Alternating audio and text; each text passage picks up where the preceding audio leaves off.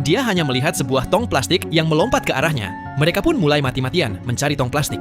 Saat itu, Guangzhou tiba-tiba dikejutkan oleh pemandangan di depannya. Sebuah tong plastik raksasa terlihat melompat ke arah mereka. Hal itu membuat mereka langsung melihat secercah harapan. Ketika giliran Lao Zheng masuk, dia justru memberikan kesempatan hidupnya kepada anaknya dan orang lain. Tanpa ragu, dia mengencangkan tutup tong dari luar. Namun, saat itu sesuatu yang lebih mengerikan terjadi. Pipa air bawah tanah tiba-tiba pecah dan banjir besar mengalir deras ke dalam lubang. Tak disangka, sebuah bangunan dari atas tiba-tiba runtuh dan jatuh tepat ke arah mereka. Untuk membebaskan diri, mereka berulang kali menghantam bagian dalam tong. Tak disangka, cara itu benar-benar berhasil. Namun karena naik terlalu cepat, tong tersebut tidak sengaja tertusuk pipa baja. Mereka berusaha mendorong pipa tersebut, tetapi dengan tenaga beberapa orang saja, mereka sama sekali tidak mampu menggesernya. Ketika semua mulai putus asa, tiba-tiba terdengar suara dari atas tong.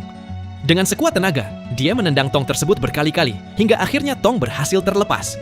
Dalam keadaan darurat, Guangzhou mengerahkan seluruh tenaganya dan memukul bagian yang berlubang tersebut hingga tertutup. Saat itu Lao Zheng sudah benar-benar kehabisan tenaga. Akan tetapi, tekanan air yang sangat besar membuat tong mulai retak. Air kembali masuk dalam jumlah besar.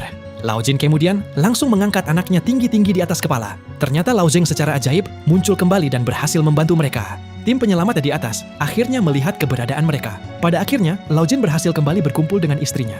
Namun, nenek yang memilih tetap tinggal demi menemani cucunya harus selamanya tertinggal di sana. Sebelumnya, demi menyelamatkan putranya yang terjebak di lantai bawah, Lao Jin mengikat gulungan kabel besar ke tubuhnya dan tanpa ragu melompat ke dalam lubang lift yang sangat berbahaya dan berusaha membuka pintunya. Tiba-tiba seluruh bangunan kembali mengalami keruntuhan. Sebelum sempat bereaksi, kaki Lao Jin tertimpa bongkahan batu. Setelah melewati tumpukan reruntuhan demi reruntuhan, dia samar-samar mendengar suara putranya meminta pertolongan. Akhirnya, dia berhasil menemukan dan menyelamatkan putranya. Namun, baru saja merasa lega, terdengar lagi suara seorang lansia meminta pertolongan dari belakang.